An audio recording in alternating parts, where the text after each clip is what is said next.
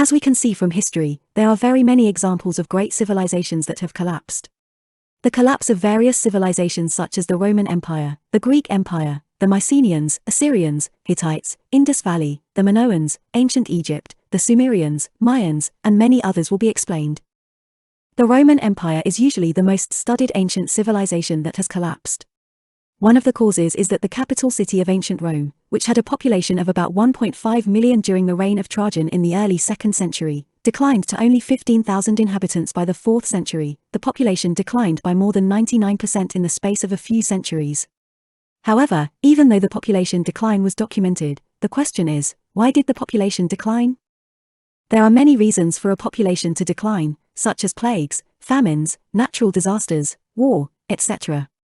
Usually a population eventually rebounds after a great crisis. However, there is another reason for a population to decline severely, which is called subreplacement fertility. The Greek historian Polybius largely blamed the decline of the Hellenic world on low fertility rates. Writing in his work, The Histories, that in our time all Greece was visited by a dearth of children and generally a decay of population, owing to which the cities were denuded of inhabitants, and a failure of productiveness resulted, though there were no long continued wars or serious pestilences among us, for this evil grew upon us rapidly and without attracting attention. By our men becoming perverted to a passion for show and money and the pleasures of an idle life, and accordingly either not marrying at all, or if they did marry, refusing to rear the children that were born, or at most 1 or 2 out of a great number, for the sake of leaving them well off, or for bringing them up in extravagant luxury. There was also sub-replacement fertility in ancient Rome. In a speech to Roman nobles, the Emperor Augustus commented on the low birth rates of the Roman elite. How otherwise can families continue? How can the state be preserved, if we neither marry nor have children? For surely you are not expecting men to spring up from the ground to succeed you, as the myths describe. And yet it is neither right nor creditable that our race should cease, and the name of Romans be blotted out with us, and the city be given over to foreigners, Greeks or even barbarians. Do we not free our slaves chiefly for the express purpose of making out of them as many citizens as possible? And do we not give our allies a share in the government in order that our numbers may increase? And do you, then, who are Romans from the beginning and claim as your ancestors the famous Marcii, the Fabii, the Quintii, and the Julii, do you desire that your families and names alike shall perish with you? As we can see from historic texts and archaeological evidence, the population declined rapidly due to a low fertility rate among the members of the civilizations. However, what caused the fertility rate to be so low? The main reason is urbanization. As people move to the city, their fertility rate declines sharply after a few generations. This is true today, and it was true in ancient times as well. The Roman Empire had very high urbanization rates that were not seen in Europe until after at least the 19th century, and evidently many Romans had spent much time in cities for their fertility to decline to very low levels that were seen by Augustus. Why does urbanization reduce fertility? Urbanization reduces fertility because children are no longer an economic benefit in the city as they are on the farm.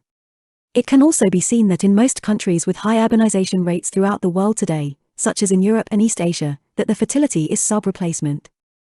There have been experiments done by John B. Calhoun on mice that showed that high population density reduces fertility, and the population of the mice colony mirrored the population of Rome. In the early 1960s, Calhoun created his most famous experiment, the mouse universe. 4 pairs of mice were introduced into the utopian universe. The universe was a 9-foot square metal pen with 4.5-foot sides. There was no shortage of food or water or nesting material. There were no predators. The only adversity was the limit on space. Initially the population grew rapidly, doubling every 55 days. The population reached 620 by day 315, after which the population growth dropped markedly, doubling only every 145 days. The last surviving birth was on day 600, bringing the total population to a mere 2,200 mice. Even though the experiment setup allowed for double that number in terms of nesting space. This period between day 315 and day 600 saw a breakdown in social structure and in normal social behavior. After day 600, the social breakdown continued and the population declined toward extinction. During this period, females ceased to reproduce. Their male counterparts withdrew completely, never engaging in courtship or fighting. Breeding never resumed and behavior patterns were permanently changed. The conclusions drawn from this experiment were that when the population density is high enough, competition and the stresses experienced by the individuals will result in a total breakdown in complex social behaviors, ultimately resulting in the demise of the population. Calhoun saw the fate of the population of mice as a metaphor for the potential fate of man. His study has been cited by writers such as Bill Perkins as a warning of the dangers of living in an increasingly crowded and impersonal world. Human civilization inevitably leads to greater levels of urbanization. Past civilizations have also come to sub-replacement fertility due to high urbanization rates.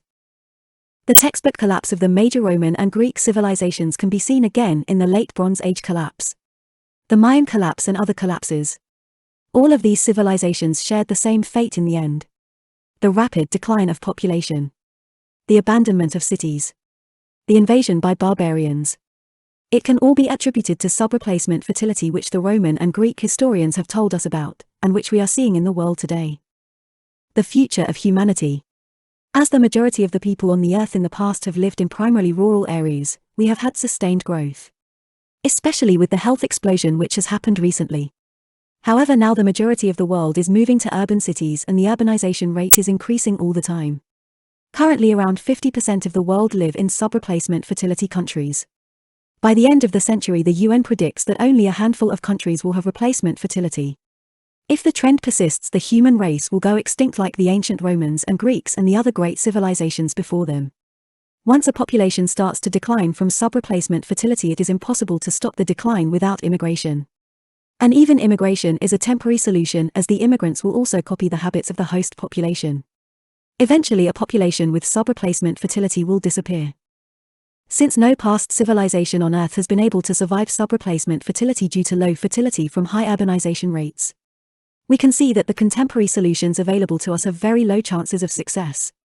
We can already see the various financial pronatalist policies enacted by governments largely failing to raise fertility above replacement. The only way to preserve civilization for the long term is with new solutions. There is the possibility of artificial wombs such as in the Matrix where humans are grown. However, we are far away from that technologically. There is the possibility of creating an artificial intelligence. However, again, we are very far away from that technologically. There is also the possibility of genetic engineering, which could somehow raise fertility or make humans immune to the effects of high-density living. Since Calhoun lived in an age before genetic engineering, he would not have been able to do any experiments on the mice to see if tweaking their DNA would help them survive the mouse utopia. He tried all other options to try to increase the survival time of the mice by rationing food, space and other factors, but nothing worked. However, since we have genetic engineering technology available to use now, we should now try to use genetic engineering on mice to see if we can increase their survival time in a high-density environment. And restart Calhoun's experiments. Check the description for links where all of this information was gathered from.